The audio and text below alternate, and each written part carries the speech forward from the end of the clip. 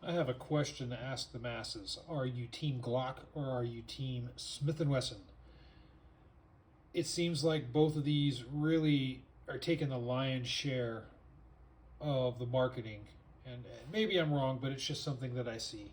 Smith & Wesson really upped their game over the last few years. And in my opinion, they're really diminishing Glock in a way, especially when it comes to law enforcement sales and whatnot. I think Smith & Wesson is really gaining a foothold, and for good reason. Smith & Wesson is a very well-made handgun, and they've been proven over the years. They've been around forever, and the M&P series are just very well-made handguns. I mean, I know they're not perfect, and neither are Glocks, but Smith & Wesson really has a lot to bring to the table with their M&P series, and they have a lot of different models of their M&P series as well.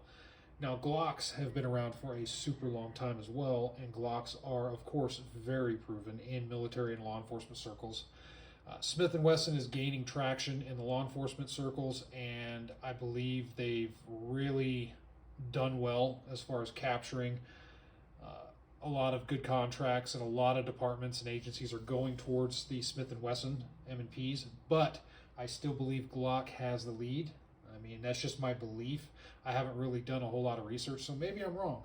Maybe Smith & Wesson is pulling in the lead, but it just seems like Glock still has the lion's share, and I believe that's for a reason. Glock, while kind of basic looking, they're they just work.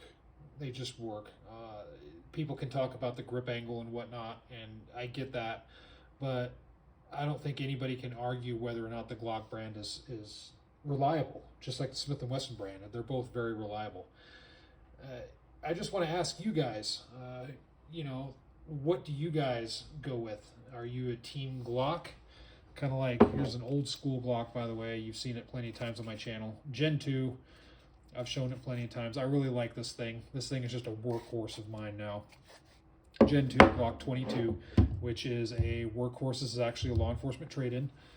And this right here is M&P 9 2.0. This is my current work gun. And this thing has had quite a few rounds through it, and it's still going strong. It's just a basic M&P 9. Just have the handle grips on this, and this is the Talon grip on this. So nothing fancy about these guns, but they both work really well, and I like them both. Now, if you ask me which one do I prefer, if we're talking end of the world type stuff, if I have to pick one of them, now the answer I want to say is both. I really do want to say that. But we're going on with just kind of the rule that, hey, am I team Glock or am I team Smith & Wesson? You have to pick one. As of right now, I still have to go Glock. And that's just because of, not because of innovation. I think Smith & Wesson has more innovation than Glock does. I mean, if you look at the Smith & Wesson, just the models that they have, I mean, they got the Smith & Wesson 5.7, which is awesome. I'm really wanting to get one of those guns. I just can't justify it right now with my current budget, and just 5.7 ammo is really expensive.